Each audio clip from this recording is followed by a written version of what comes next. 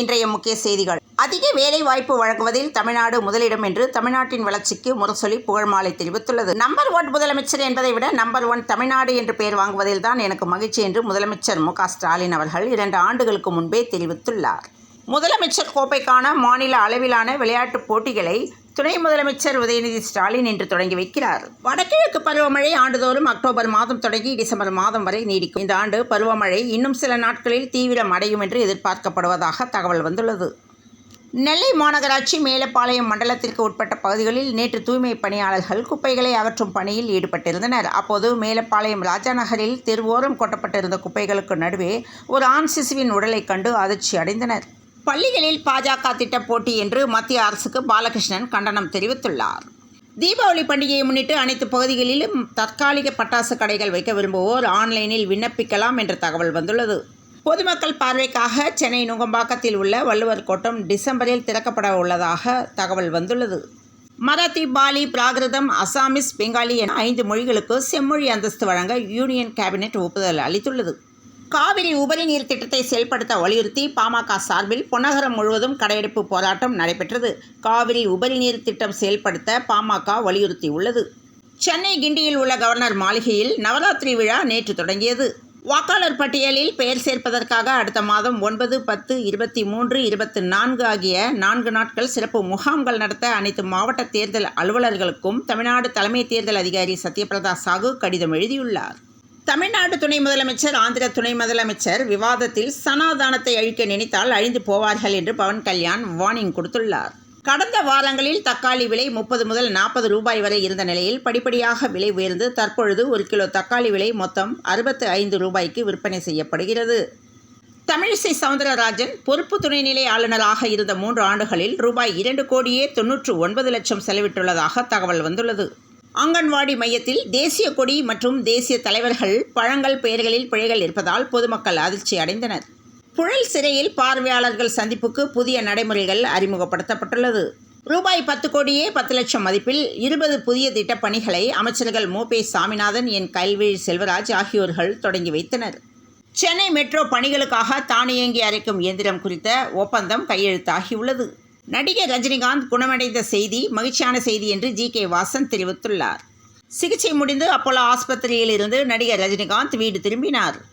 தமிழக வெற்றிக் கழகம் மாநாட்டிற்காக புஷி ஆனந்த் தலைமையில் பந்தக்கால் நடப்பட்டது.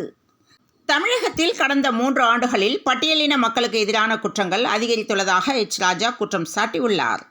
தெற்கு ரயில்வேயில் முதல் கட்டமாக 3 வழித்தடங்களில் 271 கிலோமீட்டர் தொலைவுக்கு ரயில்கள் இயக்கத்தின் பாதுகாப்பை உறுதிப்படுத்தும் கவாச் தொழில்நுட்பத்தை செயல்படுத்த திட்டமிடப்பட்டுள்ளது. ராமநாதபுரம் மாவட்டம் பாம்பன் கடலின் நடுவே ரூபாய் 545 கோடியில் புதிதாக ரயில் பாலம் கட்டப்பட்டுள்ளது. கப்பல்கள், படகுகள் கடப்பதற்காக இந்த பாலத்தின் மையப்பகுதியில் 77 மீட்டர் நீளத்தில் செங்குத்து வடிவில் திறந்து மூடும் தூக்குப்பாலம் அமைக்கப்பட்டு உள்ளது. இந்த நிலையில் பாம்பன் தூக்குப்பாலத்தை முழுமையாக திறக்கும் சோதனை வெற்றி பெற்றது. சேலத்தில் சாலையோரம் மதுபோதையில் மயங்கி கிடந்த +1 மாணவி. சேலம் அழகாபுரம் பகுதியில் உள்ள சாலையோரத்தில் நேற்று மாலை 16 வயதுடைய மாணவி ஒருவர் மயங்கி கிடந்தார். இதுகுறித்து தகவல் கிடைத்ததும் அந்த மாணவியின் பெற்றோர் அங்கு விரைந்து வந்தனர். பின்னர் அவர்கள் மகளை மீட்டு ஆஸ்பத்திரிக்கு அழைத்து சென்றனர். தலைவர்களின் வரலாறுகளை படிக்க வேண்டும் என்று ராமலிங்கர் பணிமன்றத்தின் தலைவர் அறிவுறுத்தியுள்ளார். பிளாஸ்டிக் பொருட்கள் தயாரிக்கும் நிறுவனங்கள் குறித்து புகார் அளிக்கலாம் என்று மாசு கட்டுப்பாட்டு வாரியம் தகவல் அளித்துள்ளது. கோவை ஈஷா மையத்தில் போலீசார் விசாரணை மேற்கொள்ள தடை விதித்துள்ள உச்சநீதிமன்ற தலைமை நீதிபதி அமர்வு இது தொடர்பான வழக்கை உயர்நீதிமன்றத்தில் இருந்து உச்சநீதிமன்றத்திற்கு மாற்றி உத்தரவிட்டுள்ளது. மகள் விபச்சாரத்தில் சிக்கியதாக வந்த போன் கால், மாரடைப்பால் சரிந்து விழுந்த தாய், விபரீத மோசடி. செல்போனில் போலி அழைப்புகளால் நடக்கும் ஏமாற்று வேலைகள் நாளுக்கு நாள் அதிகரித்த வண்ணம் உள்ளன. இதன் உச்சமாக போலி அழைப்பினால் அரசு பள்ளி ஆசிரியை ஒருவர் உயிரிழந்த சம்பவம் பலரிடையே அதிர்ச்சியை ஏற்படுத்தியுள்ளது. சென்னையில் ரூபாய் 63,246 லட்சத்தில் மெட்ரோ 2ஆம் கட்ட திட்டத்துக்கு மத்திய அமைச்சரவை ஒப்புதல் அளித்துள்ளது. மீனவர்களை விடுவிக்க வலியுறுத்தி ராமேஸ்வரத்தில் உண்ணாவிரத போராட்டம் நடத்துகின்றனர். அறந்தாங்கி புதுக்கோட்டை மாவட்டம் ஆவுடையார் கோவில் பகுதியில் சாலை வசதி வேண்டி பொதுமக்கள் திடீர் சாலை மறியலில் ஈடுபட்டனர். உடங்குடி பிரசித்தி பெற்ற குலசேகரப்பட்டணம் தசரா திருவிழா நேற்று கொடியேற்றத்துடன் தொடங்கியது. இந்த நிலையில் கொடியேற்றத்திற்கு சென்று திரும்பிய 3 பக்தர்கள் லாரி, ஆட்டோ நேருக்கு நேர் மோதிக்கொண்டதில் 3 பக்தர்களும் பலியாகியுள்ளனர். ஜப்பானில் எந்திர நாயை கண்டு பதறிய செல்லப்பிராணிகள் வீடியோ வைரலாகியுள்ளது. காந்தி ஜெயந்தி அன்று மது பாட்டில்கள் விற்ற டிக்டாக் பெண் பிரபலம் கைது செய்யப்பட்டுள்ளார். கூகுளுக்கு தூய்மையான எரிசக்தியை அதானி சப்ளை செய்வதாக தகவல் வந்துள்ளது. 18வது தவணையாக விவசாயிகளுக்கு ரூபாய் 20,000 கோடி நிதியை நாளை பிரதமர் மோடி விடுவிக்கிறார்.